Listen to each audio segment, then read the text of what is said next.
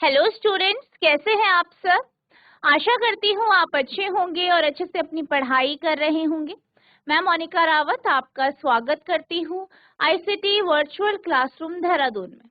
बच्चों, आज हम क्लास 12 का जो आपका सब्जेक्ट है फिजिक्स, उसका chapter electrostatic potential and capacitance को कंटिन्यू करेंगे। तो बच्चों, पिछले लेक्चर में हमने ये देखा था कि कैपेसिटर क्या होता है।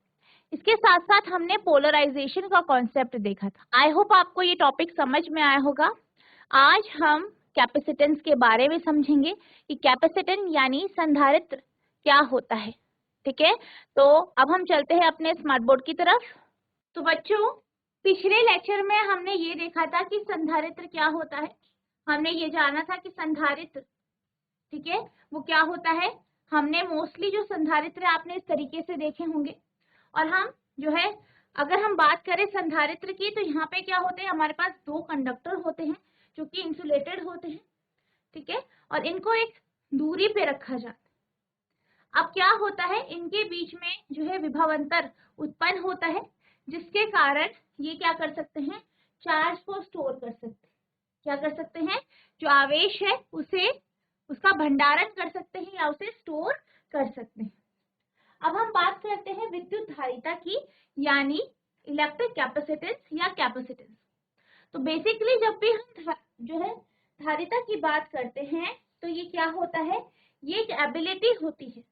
ठीक है, ये एक एबिलिटी होती है कैपेसिटर की, जिस कारण ये क्या कर सकता है, चीजों को या जो आपका चार्ज है उसको स्टोर कर सकता है, आवेश को क्या कर सकता है, भंडारण कर सकता है। ठीक है, इसको हम इस तरीके से भी परिभाषित कर सकते हैं कि capacitance is defined as the amount of charge required to raise the potential of a conductor by 1 volt। Capacitance को एक कंडक्टर की क्षमता को 1 वोल्ट बढ़ाने के लिए आवश्यक चार्ज की मात्रा के रूप में भी परिभाषित किया जा सकता है। ठीक है, तो और हम इसे किस तरीके से कर सकते हैं, इसको हम कह सकते हैं कि ये क्या है, एक रेशियो है, अनुपात है, किसका, आपका चार्ज यानी आवेश और विभवांतर। तो हम लिख सकते हैं कि जो C यानी जो कैपेसिटेंस होती है, ये बराबर होता है Q अपॉन V। ठीक है, तो आप देख सकते हैं ये क्या है, ये अनुपात है, ठीक है, आवेश और विभवांतर। ठीक है, अब अगर हम बात करें कैपेसिटर की कैपेसिटेंस की, यानी संधारित्र की संधारिता की अगर हम बात करें, तो ये आपका Q या V पर निर्भर नहीं करती। ठीक है, ये किस पे निर्भर करती है, ये आपके कैपेसिटर के शेप पर, यानी आपका जो संधारित्र है, क्या है, जो आपका संधारित्र है उसका जो आकार है, उसका जो आकार है, उसका जो क्या है, साइज है, ये उसके ऊपर निर्भर करता है। यानी जो आपका संधारित्र की जो धारिता है वो किसके ऊपर निर्भर करती है, उसके आकार, उसके साइज के ऊपर, इस चीज के ऊपर निर्भर नहीं करती कि वो उसका उसमें कितना चार्ज है, या उसके विभवांतर के ऊपर निर्भर नहीं करती। इसी तरीके से जैसे कि हमने बात की थी कि जो आपका कैपेसिटर होता है, ठीक है, हमने जो है नॉर्मली हम पैरेलल प्लेट की बात करते हैं, तो जो ये प्लेटें होती हैं ये किस मटेरियल से, ये किस पदार्थ से बनी है, उस पे जो है आपका कैपेसिटेंस निर्भर नहीं करती, उस पे इसकी धारिता निर्भर नहीं करती। किसके ऊपर निर्भर करती है, जो इसके बीच में जो हम डाइलेक्ट्रिक का उपयोग करते हैं, जिस भी मटेरियल का हम इसके बीच में उपयोग करते हैं, जो भी हमने मीडियम लिया है उस पर ये निर्भर करती है। ठीक है, तो आपका जो कैपेसिटेंस है वो Q या V के ऊपर निर्भर नहीं करता, वो आपका जो संधारित्र है, जो कैपेसिटर है, उसके आकार, उसके साइज पर निर्भर करता है। वो आपके जो पैरेलल प्लेट्स है वो किस पदार्थ का बना है उसके ऊपर निर्भर नहीं करता, बल्कि उनके बीच में कौन सा मीडियम है, कौन सा माध्यम है, कौन सा डाइलेक्ट्रिक रखा गया है, ये उसके ऊपर निर्भर करता है, उसके नेचर के ऊपर निर्भर करता है। ठीक है, अब जैसे कि हमने बात करी कि जो आपका C होता है या कैपेसिटेंस होता है, ये बराबर होता है Q अपॉन V के। ठीक है, किसके बराबर होता है, Q अपॉन V के। अगर हमारे पास अगर हमारे पास जो V है यानी जो आपका विभव अंतर है, V क्या है, विभव अंतर यानी पोटेंशियल डिफरेंस, अगर ये 1 हो जाए तो आपका जो C है वो बराबर हो जाएगा Q के। ठीक है, C किसके बराबर हो जाएगा, Q के। तो इससे आपको क्या पता चलता है, इस केस में आपका जो कैपेसिटेंस है, ठीक है, आपका जो कैपेसिटेंस है वो कितना आया है, वो आपके चार्ज के बराबर आया है। चार्ज के बराबर कब आया है, जब आपका विभव अंतर 1 है। ठीक है, जब आपका विभव अंतर 1 होता है तब आपका जो कैपेसिटेंस है या जो आपकी धारिता है, विद्युत धारिता है, वो किसके बराबर आ जाती है, चार्ज या आवेश के बराबर आ जाती है।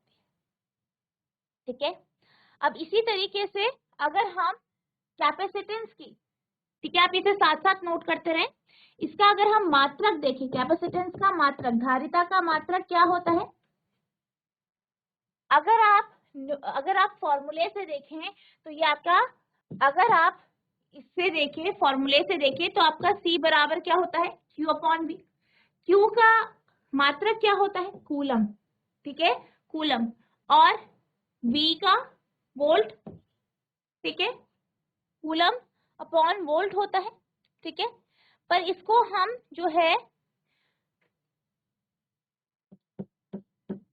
फैरेड भी लिखते हैं, नॉर्मली हम फैरेड का यूज करते हैं।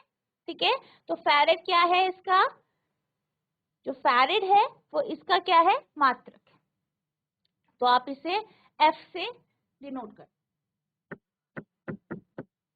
ठीक है, इसे आप साथ साथ नोट करेंगे तो इसका मात्रक क्या है, आपका फैरेड है या कूलम पर वोल्ट। अब अगर हम फैरेड की बात करें, ठीक है, तो किसी भी कैपेसिटर, किसी भी संधारित्र की कैपेसिटेंस, किसी भी संधारित्र की जो कैपेसिटेंस है, ठीक है, कोई भी आपके पास संधारित्र है, संधारित्र की धारिता, संधारित्र की जो धारिता है वो 1 फैरेड कब होगी, आप कब कहेंगे कि आपकी जो संधारित्र है उसकी जो धारिता है वो 1 फैरेड है, ये तब होगी जब जो उसका चालक है वो 1 कूलम आवेश देने पर 1 वोल्ट विभव अंतर की वृद्धि करता है, यानी 1 फैरेड बराबर 1C अपॉन V। तो आपका 1 फैरेड कब होगा, जब 1 कूलम चार्ज जो है के कारण 1 वोल्ट पोटेंशियल डिफरेंस या विभव अंतर की वृद्धि हो। ठीक है, तो ये आपका क्या हो गया, 1 फैरेड हो गया। तो आप इसे लिख सकते हैं, a capacitor is said to have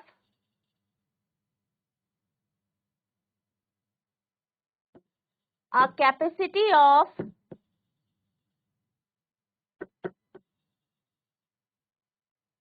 1 farad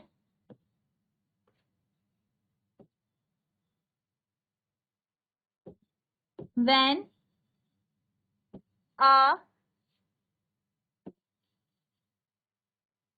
charge of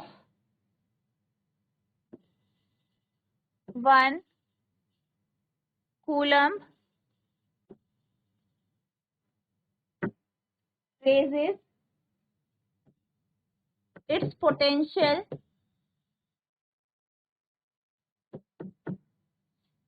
by 1 volt। ठीक है, हिंदी में आप लिखेंगे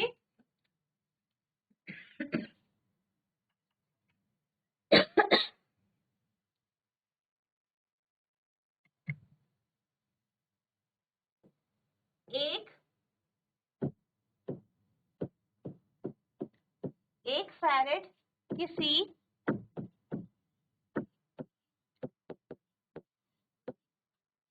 चालक की वह धारिता है,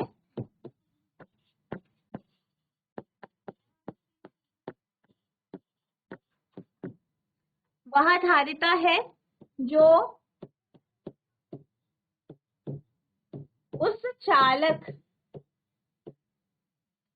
को एक कूलाम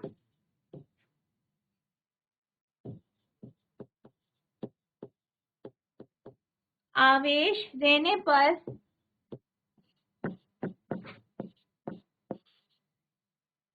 एक वोल्ट की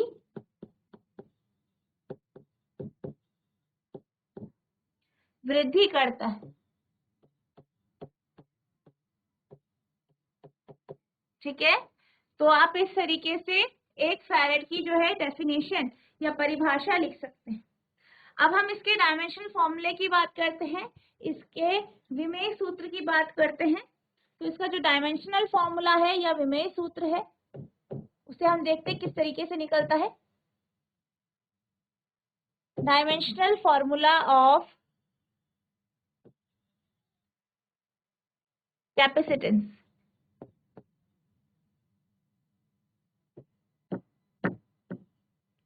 यानी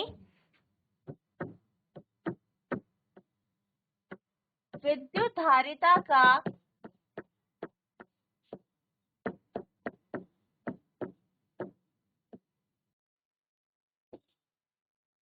विमेय सूत्र।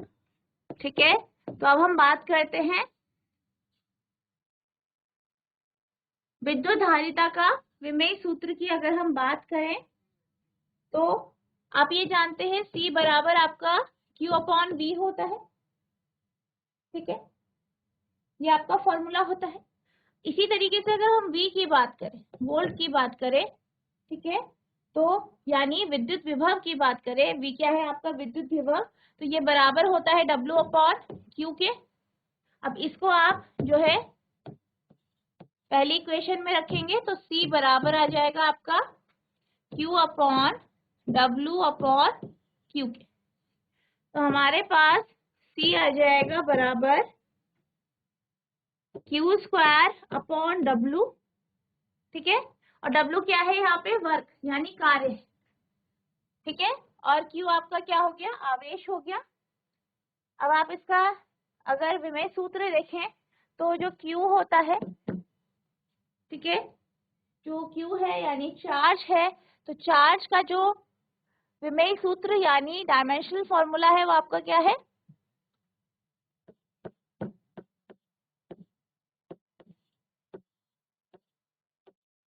आपका A स्क्वायर T स्क्वायर। ठीक है, इसी तरीके से अगर हम कार्य का यानी वर्क का विमेय सूत्र देखें तो वो है आपका mL2T-2। ठीक है, तो ये आपका किसका हो गया, कार्य यानी वर्क यानी W का विमेय सूत्र हो गया। ठीक है, अब हमारा Q का जो डायमेंशन फॉर्मूला आ गया है वो आया है आपका M-1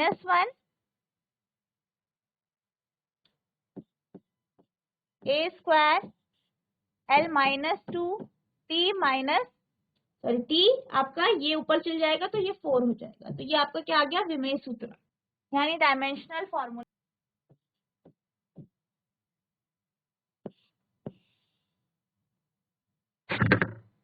ठीक है, तो ये आपका आ गया है यहाँ पे, सॉरी C का ये आपका है। ठीक है, यहाँ पे Q नहीं है, ये आपका C है। तो ये आपका कैपेसिटेंस यानी विद्युत धारिता का विमेय सूत्र आ गया है। C का आपका डायमेंशनल फॉर्मूला आ गया है, क्या आया है, M inverse A square L-2T4। ठीक है, तो इस तरीके से आपका इसका विमेय सूत्र आ गया। आप इसे नोट करेंगे साथ साथ।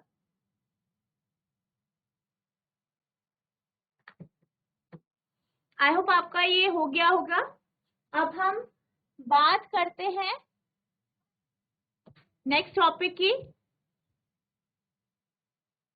ठीक है, तो आपका जो अगला टॉपिक है वो है आपका the capacity of an isolated spherical conductor, पृथक गोलीय चालक की क्षमता। ठीक है, आपके पास एक चालक है जो गोलीय यानी स्फेरिकल फॉर्म में है, गोले के आकार का है, और इसमें इस स्फेरिकल कंडक्टर की जो कैपेसिटेंस है वो क्या होगी ये हम डिस्कस करें। ठीक है, तो सबसे पहले हम मान लेते हैं कि हमारे पास एक स्फीयर है। ठीक है, एक गोला है। ठीक है, एक गोला है। अब हम जब भी बात करते हैं स्फीयर की, ठीक है, कोई भी स्फेरिकल कंडक्टर लिया है, कोई भी हमने गोले चालक लिया है, उसकी अगर हम बात करें, चाहे आपका जो स्फेरिकल कंडक्टर है, गोलीय चालक है, चाहे वो एक ठोस है या खोखला है, ठीक है, उसमें क्या होता है, जब आप उसे चार्ज करते हैं, आवेश देते हैं, तो उसका जो चार्ज होता है वो उसकी सतह पर या उसके पृष्ठ पर जो है क्या हो जाता है, फैल जाता है, या इस तरीके से आपका क्या हो जाता है, पूरे के पूरे पृष्ठ या सरफेस पर वो बराबर फैल जाता है। ठीक है, बराबर फैल जाता है।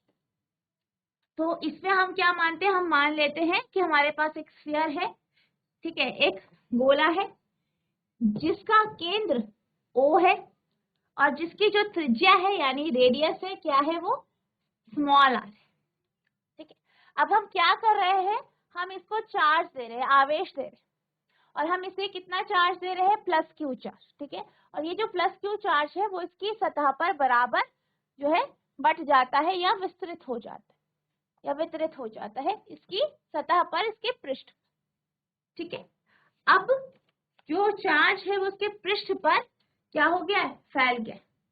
अब अगर हम इसके पृष्ठ के हर एक बिंदु की बात करें, जितने भी इसके बिंदु की बात करें, तो वहां पे आपका जो पोटेंशियल डिफरेंस होगा या आपका जो विभव अंतर होगा वो बराबर होगा, यानी इसके पृष्ठ के हर एक बिंदु पर जो विभव अंतर होगा या जो v का मान होगा वो बराबर होगा।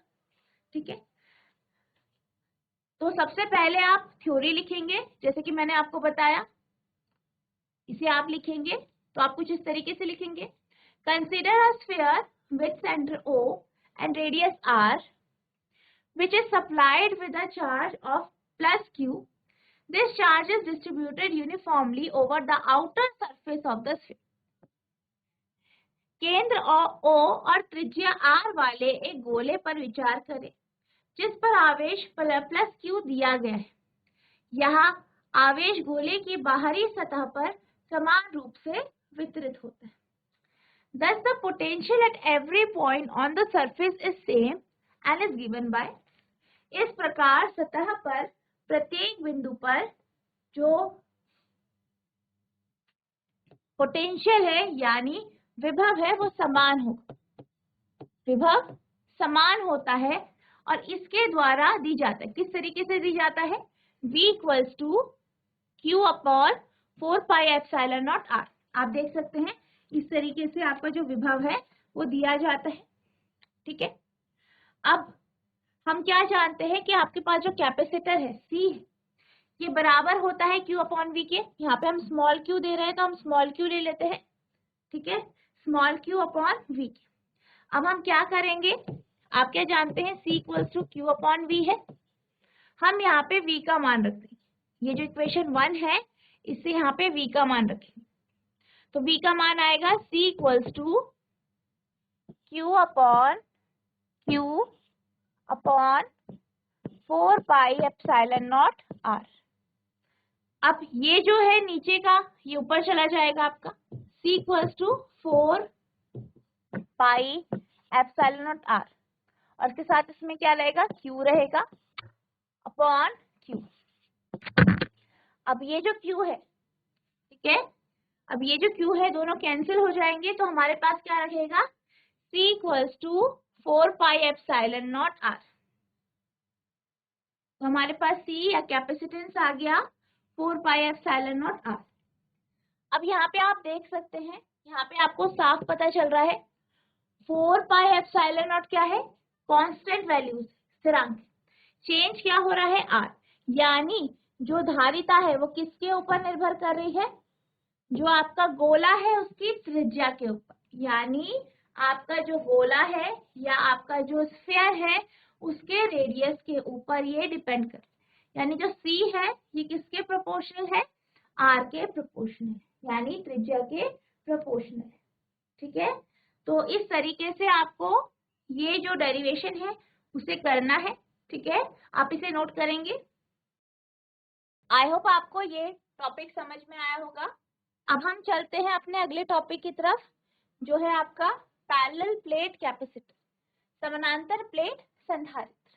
ठीक है, अब अगर हम संधारित्र की बात करें और वो भी अगर हम पैरेलल प्लेट कैपेसिटर की बात करें, तो आप ये जानते हैं कि जो आपका कैपेसिटर होता है या पैरेलल प्लेट कैपेसिटर होता है, समानांतर प्लेट संधारित्र होता है, इसमें आपके पास दो प्लेटें होती हैं जो कि पैरेलली रखी जाती, यानी समानांतर रूप से रखी जाती।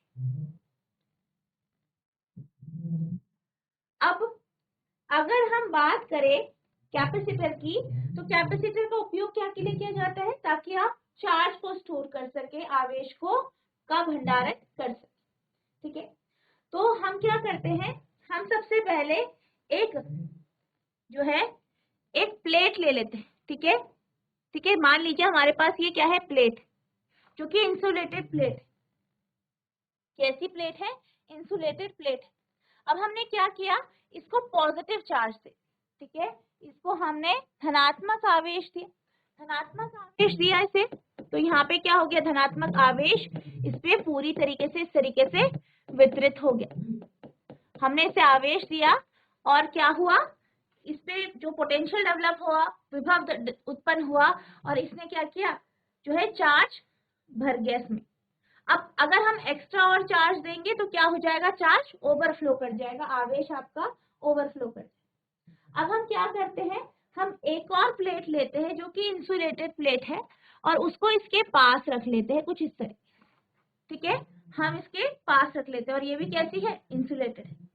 अब क्या होगा कि आपने क्या किया, इन दोनों प्लेटों को पास पास रखा, मान लीजिए डी दूरी पे रखा, तो क्योंकि जो पहला प्लेट है, ठीक है, जो ये ए प्लेट है, ये बी प्लेट है, तो जो पहला प्लेट है यानी ए प्लेट है, क्योंकि उसके जो है पूरी, उस पे हमने क्या दिया, आपने चार्ज दिया, पॉजिटिव चार्ज दिया, धनात्मक आवेश दिया, और वो धनात्मक आवेश उस प्लेट में पूरी तरीके से क्या हो गया, वितरित हो।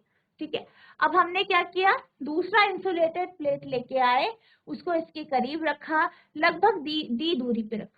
अब इस प्लेट का जो है वह हिस्सा जो कि आपके ए प्लेट के पास होगा, वहां पे क्या हो जाएगा, नेगेटिव चार्ज इस तरीके से एक्यूमुलेट हो जाएगा, यानी इधर की साइड या बाईं ओर जो है, बाईं तरफ जो है नेगेटिव चार्ज या जो ऋणात्मक आवेश है वो आ जाएगा। ठीक है, क्यों आ जाएगा, क्योंकि ये एक जो आपका प्लेट ए है उसके पॉजिटिव चार्ज या धनात्मक आवेश के प्रभाव में आए हैं। और आप ये जानते हैं कि जो विपरीत आवेश होते हैं, ठीक है, या अगर हम बात करें जो विजातीय आवेश होते हैं, वे एक दूसरे को आकर्षित करते हैं, अट्रैक्ट करते हैं। तो ये जो पॉजिटिव चार्ज है वो क्या कर रहा है, बी के नेगेटिव चार्ज को अपनी तरफ आकर्षित करेगा। आई होप आपको समझ में आया होगा। अब जब सारा नेगेटिव चार्ज इधर आ जाएगा तो दूसरी तरफ आपका पॉजिटिव चार्ज रह जाएगा। ठीक है, पॉजिटिव चार्ज रह जाएगा। अब आप क्या करेंगे, इसमें और आवेश डालेंगे, चार्ज करेंगे इसे, आवेश जो है इसमें स्टोर होता रहेगा। फिर क्या होगा, एक टाइम बाद, अब क्या हुआ, आपने दूसरा प्लेट लगाया तो क्या हुआ, पहले आपने पॉजिटिव चार्ज दिया, भर गया, आपने दूसरा जो है प्लेट रखी, इंसुलेटेड प्लेट रखी, उससे क्या हुआ, इसका जो है इसकी कैपेसिटी बढ़ गई, इसकी धारिता बढ़ गई, और इसमें अब आपने और चार्ज स्टोर किया, तो एक टाइम ऐसा आया कि चार्ज बिल्कुल फुल हो। ठीक है, इस तरीके से चार्ज फुल हो गया। अब आप क्या करेंगे, जो ये बी है, बी चार्ज का जो ये हिस्सा है, ये जो हिस्सा है, इसे हमने इसकी अर्थिंग कर दी।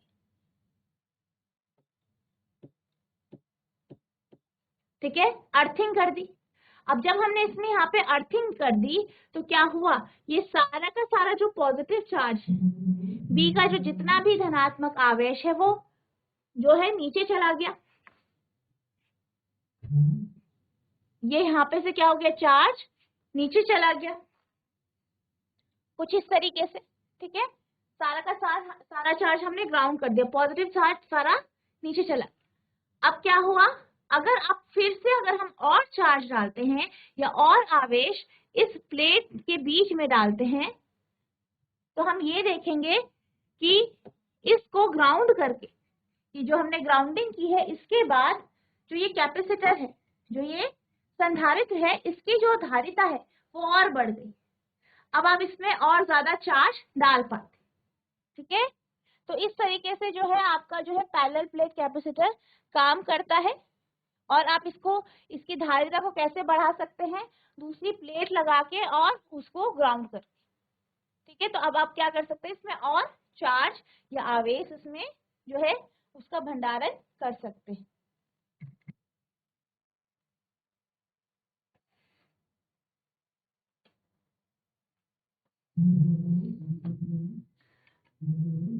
अब अगर हम बात करें संधारित्र की, तो आपके पास अगर संधारित्र है जो कि इंसुलेटेड कंडक्टर से बना है, तो उसकी धारिता को आप कैसे बढ़ा सकते हैं। आपने यहाँ पे देखा, अगर आप जो अनचार्ज प्लेट है, यानी वो प्लेट जिसमें आपने आवेश नहीं दिया है, उसके एक साइड को या उसका जो एक चार्ज है उसे अगर आप ग्राउंड कर दे, ठीक है, उसको आप उसकी अर्थिंग कर दे, ठीक है, तो क्या हो जाएगा, आपका जो संधारित्र है उसकी जो कैपेसिटी है, उसकी जो धारिता है वो बढ़ जाए, ठीक है।